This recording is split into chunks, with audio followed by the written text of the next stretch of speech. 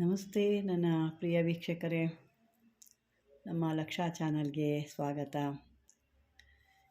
ವೀಕ್ಷಕರೇ, ನಾನು ಕಳೆದ ಹಳೆ ವಿಡಿಯೋದಲ್ಲಿ ನಾನು ಬಾನಾಮತಿ ಪ್ರಯೋಗ ಅಂತ ಹೇಳಿದ್ದೆ.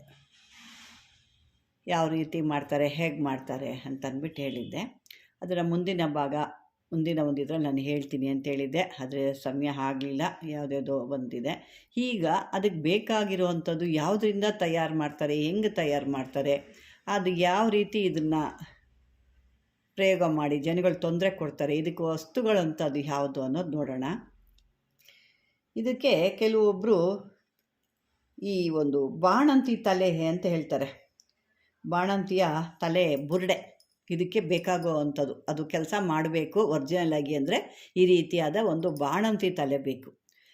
ಇದಕ್ಕೆ ಏನು ಮಾಡ್ತಾರೆ ಅಂದರೆ ಭಾಳ ಶುದ್ಧಿ ಮಾಡ್ತಾರೆ.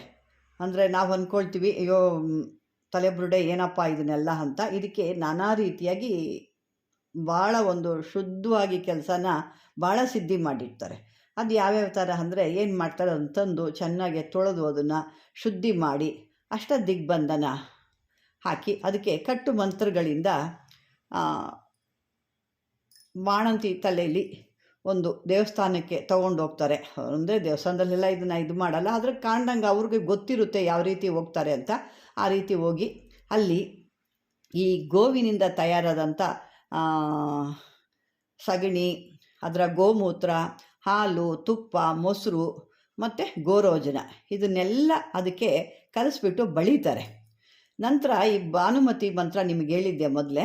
ಆ ಭಾನುಮತಿ ಮಂತ್ರನ 108 ಬಾರಿ ಜಪ ಮಾಡ್ತಾರೆ. ಮತ್ತು ಅದನ್ನು ಏಕಾಂತ ಸ್ಥಳದಲ್ಲಿ ಇಟ್ಟುಬಿಡ್ತಾರೆ. ಸ್ಥಳದಿಟ್ಟು ಮನೆಗೆ ಬಂದು ಮತ್ತೊಂದು ದಿನ ಹೋಗ್ತಾರೆ. ಅವಾಗ ಏನು ಮಾಡ್ತಾರೆ, ಶಕ್ತಾಷ್ಟಕ ಗಂಧವನ್ನು ಬಳಿತಾರೆ. ಮೊದಲು ಏನು ಹೇಳಿದ್ದೀನಿ, ಬೇರೆದು ಹೇಳಿದ್ದು. ಇವಾಗ ಹಾಕ್ತಾ ಇರೋದು ಶಕ್ತಾಷ್ಟಕ. ಆವಾಗ ಹಾಲು, ತುಪ್ಪ, ಮೊಸರು ಇವನ್ನ ಗೋವಿನಿಂದ ತಯಾರಾಗುವಂಥದ್ದು, ಅಂದರೆ ಅದು ಶುದ್ಧಿ ಮಾಡೋ ಅಂಥದ್ದು. ಅದನ್ನು ಈಗೇನು ಮಾಡ್ತಾರೆ, 2ನೇ ದಿವಸದಲ್ಲಿ ಶಕ್ತಾಷ್ಟಕ ನಾನು ಸಾಕಷ್ಟು ಹೇಳಿದ್ದೀನಿ. ಶಕ್ತಾಷ್ಟಕ, ಶಿವಾಷ್ಟಕ, ಗಂಧಾಷ್ಟಕ ಸಾಕಷ್ಟು ಹೇಳಿದ್ದೀನಿ ಯಾವ್ಯಾವ ರೀತಿ ತಯಾರು ಮಾಡ್ತಾರೆ ಅಂತ. ಇದು ದೇವತೆಗಳು ಕೂಡ ಇದನ್ನು ಹಾಕ್ತಾರೆ.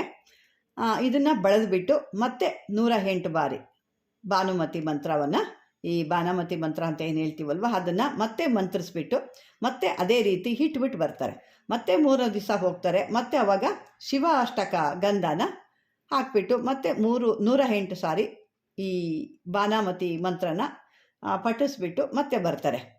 ಹೀಗೆ ಆಮೇಲೆ ತಿರ್ಗಾ 4 ದಿವಸ ವಿಷ್ಣಾಷ್ಟಕ ಗಂಧವನ್ನು ಬಳೆದು ಅದನ್ನು ಶುದ್ಧಿಗೊಳಿಸ್ಬಿಟ್ಟು ಇಟ್ಟಿರ್ತಾರೆ. ಈ ಗಂಧವನ್ನು ನಾನು ಸಾಕಷ್ಟು ಬಾರಿ ಕೊಟ್ಟಿದ್ದೀನಿ. ಮೊನ್ನೆ ಕೂಡ ಈಗ ಒಂದು ಸ್ವಲ್ಪ ದಿವಸದಲ್ಲಿ ಕೂಡ ಅದನ್ನು ದೇವ್ರುಗಳಿಗೆ ಕೂಡ ಮಾಡಿ ಇಟ್ಟಿದ್ದೆ. ಕೆಲವರು ತೊಗೊಂಡು ಹೋಗಿದ್ರು ಅದನ್ನು. ಆ ರೀತಿ ಅದನ್ನು ಮಾಡಿ ಇಡ್ತಾರೆ. ಇದನ್ನು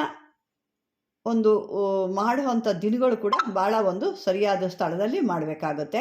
ಇದಕ್ಕೆ ಈ ಮಾಸ ಕೂಡ ಈ ಅಶ್ವಿಜ ಮಾಸ ಅಂತ ಬರುತ್ತೆ, ಈ ಪ್ರತಿಪದ ಪಾಂಡ್ಯ ಅಂತ ಬರುತ್ತೆ. ಇದನ್ನು ಸೂರ್ಯೋದಯ ಸಮಯದಲ್ಲಿ ಆ ಬುರುಡೆ ಏನಿದೆಯಲ್ಲ, ತಲೆ ಬುರುಡೆನ ತೊಗೊಂಡೋಗಿ ಯಾವುದಾನ ಶಕ್ತಿ ದೇವಾಲಯಗಳಿಗಾಗಲಿ, ಅದೇ ನಿಮ್ಮದೇ ದೇವಸ್ಥಾನಗಳಿದ್ರೆ ನೀವು ಇಡ್ಬೋದು, ಬೇರೆ ದೇವಸ್ಥಾನಗಳು ಇಡೋಕ್ಕಾಗಲ್ಲ, ಬಿಡೋದಿಲ್ಲ. ಅರ್ಥ ಹೋಗಿ ಮಾಡ್ಕೋಬೇಡಿ. ಅದು ಹಾಗಿಲ್ಲ ಅಂದರೆ ಯಾವುದಾದ್ರು ಬನ್ನಿ ಮರದ ಬುಡದಲ್ಲಿ ಎತ್ಕೊಂಡೋಗಿ ಇಟ್ಬಿಡ್ಬೇಕು. ಅಲ್ಲಿ ಯಾರು ಕೂಡ ಓಡಾಡೋ ಅಂಥದ್ದೇ ಆಗಲಿ, ಶಬ್ದ ಮಾಡೋದೇ ಅಂತಾಗಲಿ, ಗಲಾಟೆಗಳಾಗಲಿ ಯಾವುದೂ ಇರಬಾರ್ದು. ಆ ಜಾಗದಲ್ಲಿ ಆ ನೆಲ ಚೆನ್ನಾಗಿ ಶುದ್ಧ ಮಾಡಿ ಸಗಣಿ ಹಾಕಿ ಸಾರಿಸ್ಬಿಟ್ಟು ಅದಕ್ಕೊಂದು ರಂಗೋಲಿ, ಅಂದರೆ ರಂಗೋಲಿಗಳು ಬರುತ್ತಲ್ಲ, ಚಿತ್ರಗಳು, ರಂಗೋಲಿ ಹಾಕಿ ಅಲ್ಲಿ ಈ ಬುರುಡೆ ಇದೆಯಲ್ಲ, ಈ ಬುರುಡೆನ ಈ ದಾಗಡಿ ಬಳ್ಳಿ ಅಂತ ಹೇಳ್ತೀವಿ. ಅದಕ್ಕೆ ಸುಮಾರು ಹೆಸರುಗಳಿವೆ. ದಾಗಡಿ ಬಳ್ಳಿ ಅಂತಾರೆ, ಇನ್ನು ಕೆಲವು ಕಡೆ ಪಾತಾಳ ಗರಡಿ ಅಂತ ಹೇಳ್ತಾರೆ, ಇನ್ನೂ ಏನೇನೋ ಹೇಳ್ತಾರೆ. ಇದನ್ನು ತೊಗೊಂಡು ಅದನ್ನು ಕೂಡ ಒಳ್ಳೆ ದಿವಸ ನೋಡಿ ತೊಗೋಬೇಕು, ಯಾವಾಗ ಬೇಕೋ ತೆಗಿಯೋಂಥದ್ದಲ್ಲ.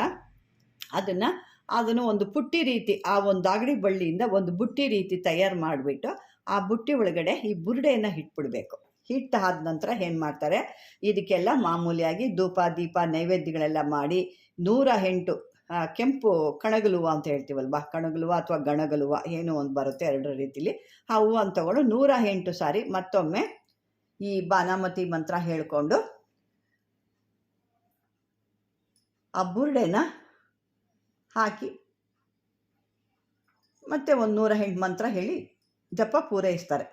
ನಂತರ ಬೆಳಗ್ಗೆ ಎದ್ದು ಅವರು ಸ್ನಾನ ಗೀನ ಎಲ್ಲ ಮಾಡ್ತಾರೆ. ಮತ್ತು ಅವತ್ತೊಂದು ದಿನ ಕಣಗಿಲು ಹೂವು ಕಿತ್ಕೊಂಬಂದು ಮತ್ತೊಮ್ಮೆ ಆ ಸ್ಥಳದಲ್ಲಿ ಕುಡಾಕಿ ಮತ್ತೊಂದು ಕಣಗಿಲು ಕೆಂಪು ಹೂವಿನಿಂದ 108 ಬಾರಿ ಆ ಮಂತ್ರ ಹೇಳ್ಬಿಟ್ಟು ಜಪ ಮಾಡಿ ಇದೇ ರೀತಿ ಒಂದು ಮಂಡಲ ಮಾಡ್ತಾ ಬರ್ತಾರೆ. ಒಂದು ಮಂಡಲ ತನಕನೂ ಈ ಒಂದು ಮಾಡ್ತಾ ಮಾಡ್ತಾ ಇದರೊಳಗೆ ಏನಾಗುತ್ತೆ, ಒಂದು ಶಕ್ತಿ ಅನ್ನೋದು ಆ ಒಂದು ಆದರ್ಶ ಒಂದು ರೂಪದಲ್ಲಿ ಸಿದ್ಧ ಆಗಿಬಿಡುತ್ತೆ. ಅಂದರೆ ಅದರಲ್ಲಿ ಒಂದು ಮಾತಾಡೋ ಅಂಥ ಒಂದು ಶಕ್ತಿ ಬರುತ್ತೆ ಅದಕ್ಕೆ. ಆವಾಗ ಈ ಮಂತ್ರನ ಇದನ್ನು ಯೋಗಿ ಕಟ್ಟು ಅಂತ ಹೇಳ್ತಾರೆ. ಯೋಗಿ ಕಟ್ಟುಗಳಿಂದ, ಅಷ್ಟದಿಗ್ಬಂದಿಂದ ಮಂತ್ರದಿಂದ ಮತ್ತು ಹಗೋರ ನೀಲಕಂಠ ಮಂತ್ರದಿಂದ ಈ ಪಿಶಾಚಿನ ಅವರೇನು ಮಾಡ್ತಾರೆ, ಅವರ ಒಂದು ಸ್ವಾಧೀನದಲ್ಲಿ ಇಟ್ಕೊಂಡ್ಬಿಡ್ತಾರೆ. ಅಂದರೆ ಅವರ ಒಂದು ಏನು ಹೇಳ್ತೀರಾ, ಕಂಟ್ರೋಲಲ್ಲಿ ಇಟ್ಕೊಂಡ್ಬಿಡ್ತಾರೆ. ಕಂಟ್ರೋಲ್ ಇಟ್ಕೊಂಡು ಆ ನೀರನ್ನ ಅದಕ್ಕೆ ಚಿಮುಕಿಸಿ ಅಭಿಮಂತ್ರಿಸ್ಬಿಡಿ ಮಾಡಿ ಅದನ್ನು ಸಿಂಪಡಿಸ್ತಾ ಇರ್ತಾರೆ. ಅಂದರೆ ಆ ಒಂದು ಏನು ಬುರುಡೆ ಇರುತ್ತಲ್ಲ ಅದಕ್ಕೆ ನೀರನ್ನ ಅಭಿಮಂತ್ರಿಸಿ ಹಾಕ್ತಾ ಇರ್ತಾರೆ. ಆವಾಗ ಏನಾಗುತ್ತೆ, ಈ ಬಾಣಂತಿಯ ಈ ಭಾನುಮತಿ ಬುರುಡೆ ಅದು ಅವರ ವಶದಲ್ಲಿ ಸೇರಿಕೊಂಡು ಅವ್ರು ಹೇಳಿದ ಕೆಲಸಗಳೆಲ್ಲ ಮಾಡಿಕೊಡುತ್ತೆ. ಅವ್ರೇನು ಬೇಕು ಅನ್ನುತ್ತೋ ಅವರು ಅದನ್ನು ಕೇಳಿದ್ದನ್ನ ಮಾಡಿಕೊಡುತ್ತೆ. ಮತ್ತು ಅದು ಏನು ಅಂದರೆ ಒಂದು ರೀತಿ ಪಿಶಾಚಿ ರೂಪದ್ದೇ ಅದೆಲ್ಲ ಕೊಟ್ಟು ಅದೇನಾಗುತ್ತೆ ಮತ್ತೆ ಅದರದ್ದು ಜಾಗಕ್ಕೆ ಹೋಗಿ ಸೇರಿಕೊಳ್ಳುತ್ತೆ. ಮತ್ತು ಅವ್ರು ಕೇಳಿದ್ದನ್ನ ಕೊಡುತ್ತೆ. ಇದೇ ರೀತಿ ಅವರು ಅದನ್ನು ಆ ಒಂದು ಬಳ್ಳಿ ಒಳಗೆ ಮುಚ್ಚಳ ಹಾಕಿ ಅದನ್ನು ಒಂದು ಬಿಳಿ ಮಲ್ಲು ಬಟ್ಟೆ ಬರ್ತಲ್ಲ, ಬಿಳಿದು ಮಲ್ಲು ಬಟ್ಟೆ ಅಂತ ಹೇಳ್ತೀವಿ, ತೆಳ್ಳಗೆ ಮಲ್ಲು ಬಟ್ಟೆ ಭಾಳ ಆ ಬಟ್ಟೆಯನ್ನು ಹಾಕಿ ಅದ್ರ ಮೇಲೆ ಗಂಧ ಹಾಕಿ ಆ ಗಂಧದೆಲ್ಲ ಅದನ್ನು ಎಲ್ಲ ಕಲಸಿ ಅದಕ್ಕೆ ಬಟ್ಟೆಗಳಿಗೆಲ್ಲ ತೋಯಿಸ್ಬಿಟ್ಟು ಅರಿಶಿಣ ಬಣ್ಣದಿಂದ ಅದನ್ನೆಲ್ಲ ಹಾಕಿ ಕಟ್ಟಿಬಿಟ್ಟು ಅನುಕೂಲ ಇರೋ ಒಂದು ಸ್ಥಳದಲ್ಲಿ ಇಟ್ಟು ಅವರು ಬೇಕಾದಾಗ ಮತ್ತೆ ಆ ಕಣಗಿಲು ಹೂವಿನಿಂದ 108 ಬಾರಿ ಅಭಿಮಂತ್ರಿಸ್ಬಿಟ್ಟು ಅದನ್ನು ಈಚೆ ತೆಗೆದು ಅವ್ರಿಗೆ ಏನು ಕೆಲಸ ಬೇಕೋ ಅದನ್ನು ಅವ್ರದ್ದು ಮಾಡಿಕೊಡುತ್ತೆ. ಏನು ಕೆಲಸ ಆದರೂ ಅದು ಮಾಡೋದು. ವೈರಿ ಮೈಲಿ ಇಂಥದ್ದು ಮಾಡು ಅಂದರೆ ಮಾಡುತ್ತೆ, ಅವ್ರ ಮೈಲಿ ಇಂಥದ್ದು ಕೆಲಸಕ್ಕೆ ಮಾಡ್ಕೊಂಬ ಏನು ಬೇಕೋ ಅದು ಅಂದರೆ ಇದೆಲ್ಲ ಮಾಡೋ ಶಕ್ತಿ ಇರೋರು ಮಾಡಬೇಕು, ಎಲ್ಲರೂ ಮಾಡ್ಕೊಳ್ಳೋದಲ್ಲ. ಇದು ಏನು ಕೇಳ್ತಾ ಇದ್ದೀನಿ ಅಂದರೆ ಇದಕ್ಕೆಲ್ಲ ಮತ್ತು ಬಲಿ ಕೂಡ ಇರುತ್ತೆ. ಸುಮ್ಮನೆ ಅದು ಕೆಲಸ ಮಾಡ್ಕೊಂಡು ಅದಕ್ಕೂ ಊಟ ಬೇಕಲ್ವಾ, ಅದಕ್ಕೆ ಏನು ಮಾಡಬೇಕು, ಅದಕ್ಕೂ ಕೂಡ ರಕ್ತ ಬಲಿ ಕೊಡ್ತಾರೆ. ಕೆಲವರು ಅದನ್ನು ಯಾವ ರೀತಿ ಬೆಳೆಸ್ತಾರೋ ಆ ರೀತಿ. ಕೆಲವ್ರಿಗೆ ಏನು ಮಾಡ್ತಾರೆ, ರಕ್ತ ಬಲಿ ಕೊಟ್ಟು ಅದನ್ನು ಇಟ್ಕೊಂಡಿರ್ತಾರೆ. ಕೆಲವರು ಹಾಲು ಅನ್ನ ಬಲಿ ಕೊಡ್ತಾರೆ. ಈ ರೀತಿ ಒಬ್ಬೊಬ್ಬರು ಒಂದೊಂದು ರೀತಿಲಿ ಇರುತ್ತೆ ಅದು.